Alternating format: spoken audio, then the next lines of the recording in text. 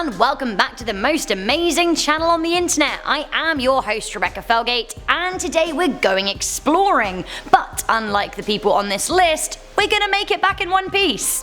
Fingers crossed. Anyway, that's right, we are talking about the top 10 scary expeditions that people never returned from. Before we get into this video, I want to ask you guys, what is the furthest you have ever journeyed? I spent 23 hours travelling from London in England to Perth in Australia, which was pretty intense. Let me know all of your travel escapades in the comment section down below. Assuming you made it back. I'm guessing if you write a comment then you absolutely did. Please do leave a thumbs up on this video and share it with a friend, and check out the links in our description box for our sources and our most amazing Instagrams. Alright, coming in at number 10 we have the Devil's Triangle. Lop Nor is a dried up salt lake with a mysterious history and the nickname the Devil's Triangle. The former lake is a hostile place known to have been the death spot of hundreds of people. In 1980, Chinese explorer Peng Jimu vanished here on an expedition. The explorer was several days into his journey when he disappeared. Now it seems that he left a note at his camp to say that he was going out to find water. Despite rescue missions, the explorer was never found. It's still an unsolved mystery to this very day. Coming into number 9 we have the HMS Terror. Who calls their ship the HMS Terror? Are you asking for it? I kind of feel like you might be. Victorian explorer Sir John Franklin set off on an expedition to find the Northwest Passage in the Arctic on the HMS Terror, and also the HMS Erebus. Both of them. Two ships. It was a two-pronged. This all went down in 1845.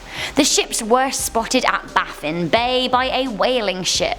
The 60-year-old explorer and the 129 crew members were never found again or seen again after that. Numerous rescue missions were sent to find the team, but it wasn't until nearly 15 years later, after a tip-off from local First Nations hunters, that some of the group's remains were discovered on King William Island. It seems that the ship had become trapped in sea ice. Some explorers died from the cold as they tried to march across the ice to safety. Others stayed alive for a while on the ship by sheltering from the conditions and eating the food supplies, only then to die of lead poisoning from the lead used to seal the cans. Can't catch a break, can you? A lot of the sailors' bodies had become mummified, but Sir John Franklin's body was never found. Coming into number 8 we have NAOMI UEMURA. NAOMI UEMURA was a modern Japanese explorer. I say was because the man is still missing, presumed dead, but who knows, he could still be out there somewhere. UEMURA was part of the first Japanese team to scale Mount Everest, which is no mean feat, right? The man was a seasoned and intense explorer. He was the first person to reach the North Pole solo. Sadly, he met his end, or so we think, in Alaska as he attempted to be the first person to solo winter climb Mount McKinley. It was the last anyone ever heard from him. Search teams went to look for him in the tundra, and his diary was found in a snow cave, but sadly his body has never been discovered. How he met his end remains a mystery. I'm actually pretty here for this. At number 7 we have the Flood. I want you to know about Isabella Eberhard. This woman was an explorer and an adventurer. She was great. She was born in Geneva to a Prussian aristocrat and a rebel priest who turned to anarchy, which I love. Isabel's greatest adventure and motivation was to stage revolts against the French colonialism. She travelled to Algeria, she converted to Islam and dressed as a man named Si Mahoum Said. She did this for safety as she explored Africa. She survived an assassination attempt by the French and was eventually killed by a flash flood when she was exploring Algeria. It is said that, realising she couldn't outrun the water, she turned to face it instead. She's honestly absolutely my female aspiration of the day. Another lady to add to our list of fearless explorers, a story often told but never solved. Coming into number 6 we have the Circumnavigation. Amelia Earhart was an aviator of the highest order. She was an utter babe, a record setter, a best-selling author and a political influencer. Honey survived the Spanish flu pandemic of 1918, which killed between 3 to 5% of the Earth's population and infected 500 million people, which is insane. An avid explorer and a boundary pusher, Amelia set her sights on becoming the first female to circumnavigate the globe. On July 2nd, 1937, just 3 weeks before her 40th birthday, Amelia and her navigator Fred Noonan disappeared disappeared in an attempt to circumnavigate the globe. It is thought that something went amiss in the Pacific Ocean near Howland Island, but to this day, nobody knows, as Amelia's body and aircraft were never found. Many wild theories have formed, some suggesting that she made it to Howland Island and lived as a castaway. Others say that she was captured by Japanese troops who held her hostage and the US government refused to pay her ransom because it was too close to the war. Some say she even faked her own death and lived under a new identity in New Jersey. Others say that giant coconut crabs devoured her body. Good. Great. Coming in at number 5, we have the city of Zed. El Dorado, or the city of Zed, sounds pretty appealing on paper. After the Spanish invaded South America, they came back claiming to have seen cities made of gold and filled with treasure, the most beautiful of which was El Dorado. The city was thought to be in Colombia or Brazil, and many expeditions were led to try and find it. Famously, British explorer Colonel Percy Harrison Fawcett set out to find the utopia. The man had an esteemed military career and was an excellent person for creating maps of the uncharted and unknown. His keen sense of adventure led him to want to find the Golden City. The last letter he sent was on May 29, 1925, as his team prepared to cover another 15 miles that day in their pursuit of the riches. Now, that was the last that anybody ever heard from him. There were rumours that he joined a native tribe, and others that he set up a mystical commune. The best theory was that actually he was probably killed by tribesmen. By the way, despite 13 rescue expeditions, he was never found. What were his last words in his last letter? You need have no fear of any failure. I kinda like that. Coming in at number 4, we have the Roanoke. There were 2 expedition attempts to Dare County in North Carolina, and neither of them ended well. In 1584, a small group of English settlers journeyed to Roanoke Island off the coast of North Carolina and attempted to make it their home. Some wrote that they found the conditions unsatisfactory, and some even left. The people that ditched the settler expedition survived. Those who stuck it out, well, not so much. In 1587, 115 English settlers came to join those who were already there, but weirdly they found no one. Not a sausage. They figured that they'd just moved on elsewhere, but the only thing is, they were actually never heard from again. The second round of Roanokers settled up, and after a while they decided to send their governor, John White, back to England to gather fresh supplies and fresh recruits to expand the colony. White made the 3-year round journey, but dutifully he did return to his settlement where he'd left his wife and daughter.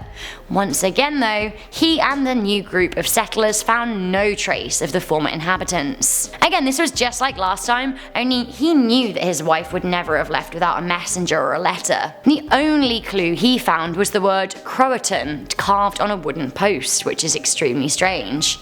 So where did the settlers of the Roanoke go? The second set of disappearees were also never seen from or heard from again. Some theories say that they were killed by a fearsome Native American tribe. However, the fact that there was no trace of their bodies, no bones, nothing, I mean, it's very suspicious. And Croatan, what does it mean?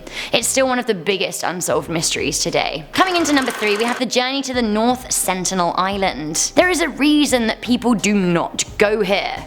Amid the Indian Ocean, the North Sentinel Island has been the home to an uncontactable indigenous tribe for 60,000 years. These are called the Sentinelese. They don't want any interference from the outside world, and by and large that has been respected. That was until recent years. Up until then, the tribes had just been spotted through far-off images. Those unfortunate enough to get close to them had been attacked or often killed, including 2 fishermen who were illegally harvesting crabs near the island in 2006. In 2018, John Allen Chow, a 26-year-old American missionary, was sent out on an expedition by the All Nations group to make contact and live amongst the people. Bad idea. Now, the purpose of the expedition was to convert the tribe to Christianity, and you can imagine how well that went. Chow kept a journal of his expedition and attempts to spread the word of Jesus. He said he sang songs and offered the Bible to the tribes, but the holy book was shot and pierced with an arrow by a young boy. While to most that would have served as a warning, he persisted to no avail and was met with a mixture of laughter and hostility. It was reported by the crew who went with him that he was dragged away and killed. His body was spotted lifeless on the shore. Now, some of the last words found in his diary were, "God, I don't want to die." How sad. Coming into number 2, we have the lost cosmonauts. I actually can't put this at number 1 because while it is a scary theory, it's not provable fact. However, it seems that a lot of people think that a number of Soviet cosmonauts went to space before Yuri Gagarin. Unfortunately though, their missions went wrong, so it was never publicized and the data was expunged. Classic Soviets. Evidence to this is perhaps supplied by the discovery of Valentin Bodarenko's body. Now, he was a would-be astronaut who died in training. The death was covered up by the Soviets but was discovered after the fall of the Soviet Union in the 90s. I can only imagine how brave a person would have to be to go to space now, but back then, before it had ever been done? If the whispers of the lost cosmonauts are true, imagine going on an expedition to space in the 1960s. Now, we don't know if they were real, so we certainly don't know how they died, but what if some of them floated away, like gravity style, because is that not the scariest death you could ever imagine? Finally, coming into number 1, we have the Terra Nova expedition, or the South Pole race as it's often called. I'm just going outside and maybe some time. These were the last words of explorer Lawrence Oates before he waded out into a blizzard without his shoes on. Lawrence was part of Captain Robert Scott's doomed British expedition to race Roald Amundsen's team to be the first to the South Pole. Dogs died one by one, followed by expeditioners. They all just started to drop. When there were just 4 men and a tent left, Oates realised he was actually too weak to continue and that his fellow explorers wouldn't leave them. To spare his life, he walked out into the snow.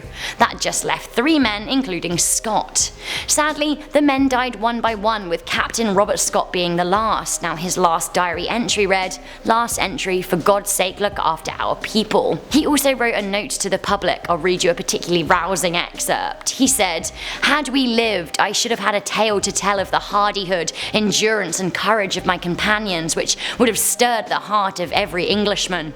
Mate, so what of the other expedition in the race? The Norwegian expedition led by Amundsen did get to the South Pole 5 weeks before Scott did, but their success was overshadowed by the tragedy of Scott's losing expedition. Years later, Amundsen died looking for lost explorers in the North Pole. Now, his plane crashed and he was never seen again, and honestly, this is all just so sad I feel like I want to cry. So guys, that was quite the journey, right? But like I said, we made it back and I am glad. I never leave a soldier down. That was the top 10 scary expeditions from which people did not return from. What did you think to this? Do you like these historical lists? They take a lot of research, but I'm glad to give them to you if that's what you like, because I love a bit of history. Again, before you close out this video, do leave me a comment and let me know what the longest journey you've ever been on. I love reading your comments. Please do leave a thumbs up, share this video with a friend, subscribe if you haven't, and I'll see you guys next time. Bye!